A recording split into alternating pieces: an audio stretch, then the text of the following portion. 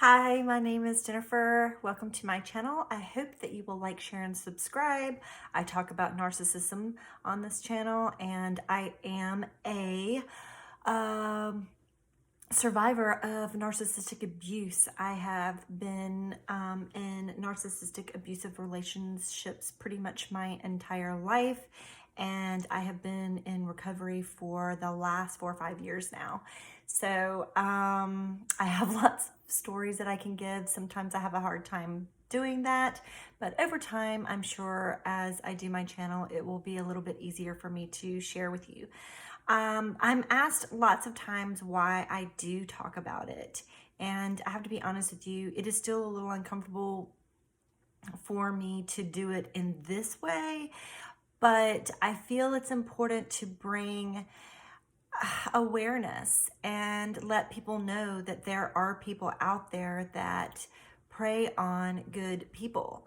And I know that narcissistic people will not like that because it's like telling on them. But even though there's so many people out there that aren't even going to pay attention, unfortunately, to what I have to say and other people have to say unless it actually happens to them. But if that is the case, then at least there will be people like me and others that are here for them when they need that support. I really hate to see that happen to anyone, but sometimes it does take it happening to you for you to understand. Actually, I believe that it does. But I'm hoping that bringing awareness to people who have never been through it before can help support the people that they love, and or even people that are in their offices and things like that, because narcissistic abuse can happen in any environment. So people will go, well, not everybody's bad, Jennifer. I know that everybody's not bad. However, I do know that there are people that narcissistic people are attracted to, and I know there's certain traits that they're looking for, and I didn't know that a long time ago, and I just happened to have been a prime person for them and didn't realize that what it was that made them attracted to, or made these people attracted to me. I didn't know for a long time. And so I also didn't know about boundaries. I honestly had never even heard of that. No one had ever talked to me about boundaries before. And so as an adult, I had to start learning about boundaries. And those are still a little uncomfortable for me because I don't like to hurt anybody's feelings. And I don't like to seem like I'm being mean. But I am learning that it is important for me to hold those boundaries. But I do still have some of those feelings when I am trying to assert the boundaries to protect myself. So anyway, listen, there are narcissistic people everywhere. They're everywhere. They're more than you will ever even imagine. They blend in. They blend in with all of us. I mean, they're like shapeshifters. They're like chameleons. And they have been learning their entire life how to fit in and even laugh, and find things funny. They're watching people. I know for a fact one of the relationships that I was in, he watched everything that I did. He watched me intently. He wanted so much to fit in. And he also wanted very much to understand himself and understand what was going on with him, because he didn't for a really long time. But he knew there was something different with him. And I've talked about this before, how he would ask me a lot of questions because he really didn't know what was going on with him. And for whatever reason, he trusted me enough to ask me and to come out. It's really weird when I talk about this particular relationship because I still feel very protective of this person. However, I talk about this relationship because I have examples, and it's easier, and I don't say their name. And I know that they would understand. They might be mad at first, but I think they would understand. Who knows? Who really knows? But that's what I want to believe anyway. So, but he really wanted to understand. And because of him, I learned so much about myself as well. And he, because he had these vulnerabilities within him and was willing to share them with me, it made me actually love him more, because I wanted to help him. And I felt I was vulnerable too, so I felt like it was making us closer. I thought that was us really connecting on a level that I almost had never connected with anybody before with, and I really appreciated that in this particular relationship. However, what I didn't know is that the more close we got, the more he wouldn't trust me, because he would be worried that I would out him. Yeah. So anyway, without me going into that too much, there are so many people around us, and I hear so many times, you'll see people going through narcissistic abuse in relationships, or at least I can see it now.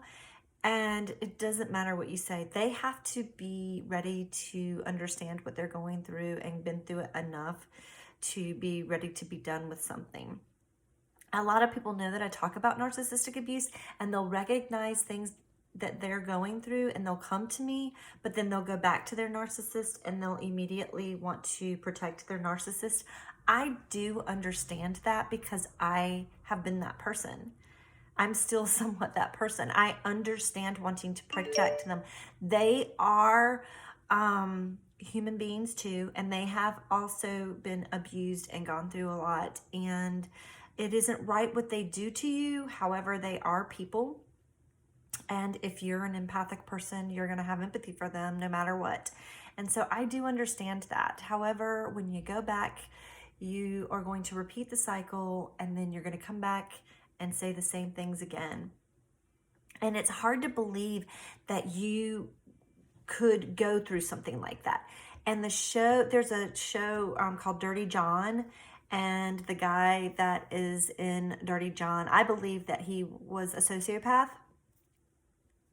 Basically, I think he was a psychopath. He had narcissism. So he was a narcissist, but he also was other things. I'm not a psychologist or psychiatrist, so I cannot diagnose him, but I do know that he had narcissistic traits, highly, highly, highly narcissistic traits. And I would say that he was a psychopath, because he had absolutely zero remorse. He didn't care about people at all. He really could have given two shits about anybody. And he didn't care about getting in trouble with the law. And so I would say that he was a psychopath. I don't know what his childhood was like. And I know that when a psychopath is diagnosed, that is one of the things that they look at to see if they did things like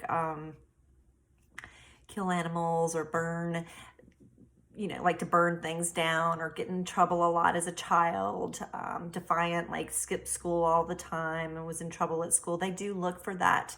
I forgot what they call that. I think it's conduct disorder, conduct personality disorder, or something like that. So they look for that back in their history. But again, I am not a behavioral therapist or a psychiatrist, whatever. So I can't talk about that too much. I know enough. But this character, Dirty John, is exactly what I talk about when I'm talking about narcissism, narcissistic personality disorder, people who come in and they choose their victims, and using the internet, which I have a video on, they can prey. It doesn't have to be the internet. It's just easier nowadays for them to use the internet. I'm sure it's probably like the best gift that was ever given to them was the internet. And it's like, oh my gosh, I can have so much supply at one time. And if you've ever seen Dirty John, I mean, he had all kinds of women that he was talking to, and he was just going to each one and he was using them for their money, and he was living off of each one of these women and playing each one. And so he was able to give them great gifts and take them on great vacations, and able to uphold his facade somewhat because they saw him as very good looking and charismatic and successful. But other people around them will notice. People will notice when you're a narcissistic person, because what will happen is these particular people will come to you and you'll start hearing things like, I don't really ever hear from you anymore. I don't talk to you that much. We used to be so close. And it could be your family members. It could be your best friend or friends that you hang out with. Because what's happening is the narcissist is trying to isolate you in their own ways to keep you away from someone or away from those people, because they want to be the center of your life so that you are dependent on them. And that way you're being bonded to them, which is part of the trauma bond. And you will protect that relationship. And they're going to treat you really nice. There'll be times that you will question certain things, but because they do these really nice things and they're really good to you and they seem like they're trying to protect you. And a lot of times they're even trying to make it seem like they're trying to protect you from these people that you've known forever and been so close with. It's crazy. I know it seems crazy, like, how could that happen to somebody who has any sense to them? It does. And if you've never been in it, I get it. It's hard to understand it, but it is a mind manipulation that these people do.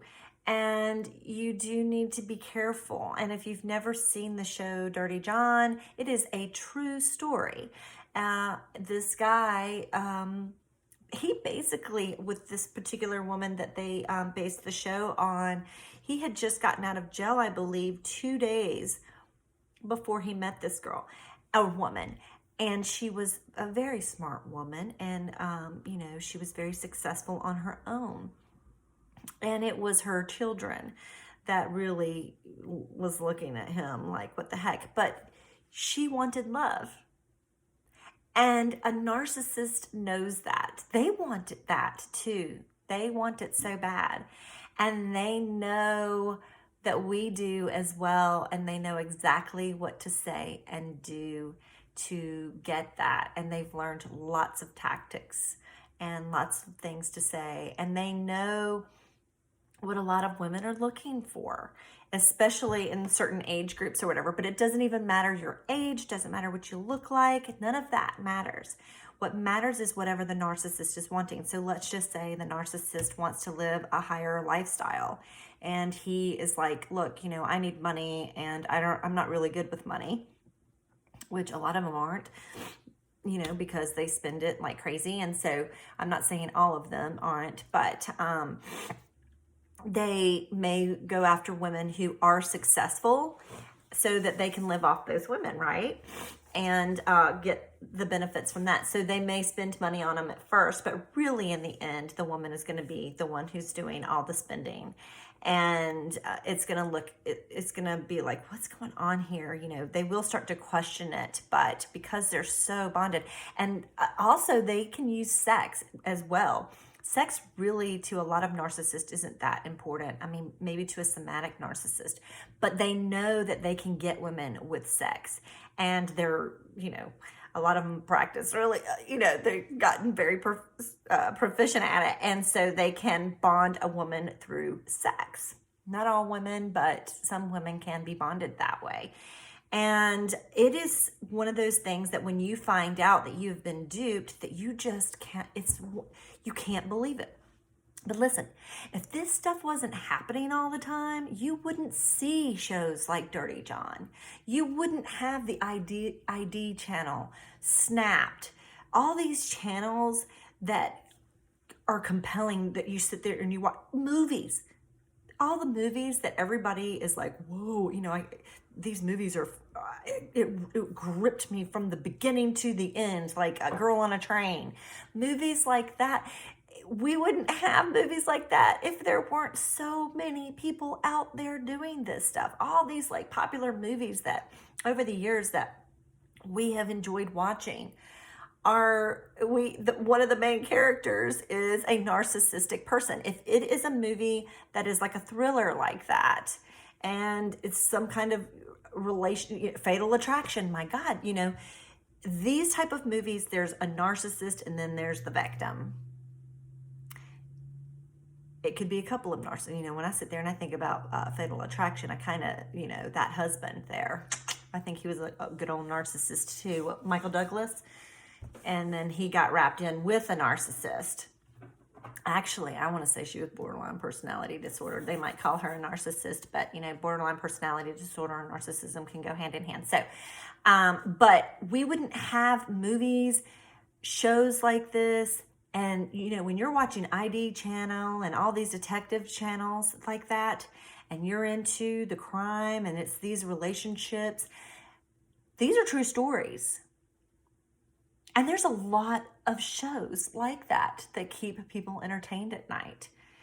And these are people that prey on good people and exploit their good traits. And they make them feel so much worse about themselves because once they've gotten out of a relationship with someone like this, they basically have nothing. A lot of times they've spent all their money, resources, they've lost friendships, they're trying to rebuild friendships again, they've lost family members, they've all kinds of things because they've gotten into a relationship with someone like that. And let me tell you, a narcissist they have very little empathy, but they might have some shame around it. A sociopath could give two shits about you. They have no feelings for you. They don't contemplate about it. They don't think about it. They're sleeping like a baby at night. If you think for 2 seconds that they're sitting there crying about how they've done you dirty and that they miss you and wish that they could have you back and make up for everything that they've ever done, oh no. If they could do horrible things to you like that, they don't care. They don't. These people will go to jail and sit there. I watched something today on the ID channel, and I honestly don't know what it was called, but I happened to watch it today. I wish I did now because I'm doing this video. And this guy, he was a spy. And so he married this woman just basically for a cover. And he was a spy for Cuba. So he was from Cuba.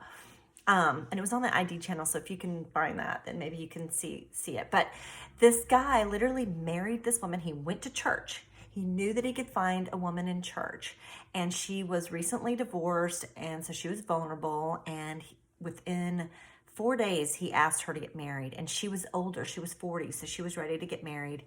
It worked, they were married within 6 months, and there was lots of manipulations that were going on outside of her as well because he was a spy. And anyway, it ended up that when he left her, she never saw it coming. She had children, not with him, but they were his stepkids. They never saw it coming. He worked within the community. He acted the way he needed to act, but he was only doing it because he was a spy to go back and make sure that he could do these horrible things here in the U.S. for there. And she still took up for him. She believed that he was manipulated and that he was forced to do those things. Well, he was interviewed, and they said, what is it that you miss the most in the United States? And he said, it was his car. He missed his car. And she actually thought that he had to say that because if he made it seem like he missed her, that, it would make him look bad there. But she realized later, no, he really did miss the car. He didn't miss her at all. He even said that he never loved her, and he didn't. He did not love her. He could have cared less that he took her for every penny that she had. He could have cared less who he hurt back in the United States. But she had the hardest time believing it. She was the last person to believe it. Everybody else around her could see it, but her. She was the very last one. And in the end, she finally got angry, and then she sued Cuba for rape is what she sued because I'm not going to get into all of that because, you know, the time is running out here and I try to keep them around the 20-minute mark. However, she did sue Cuba, and she sued Cuba for rape. Anyway, if there wasn't so many narcissistic people in the world / sociopathic people in the world, you wouldn't have all these great shows to watch that keep you entertained at night. However, it does happen to innocent people, and we do need to bring awareness, and we need to stop it, because when we continue to give these people excuses and we continue to give them narcissistic supply, they can continue to do what they're doing. Until next time, I'll see you later. Bye.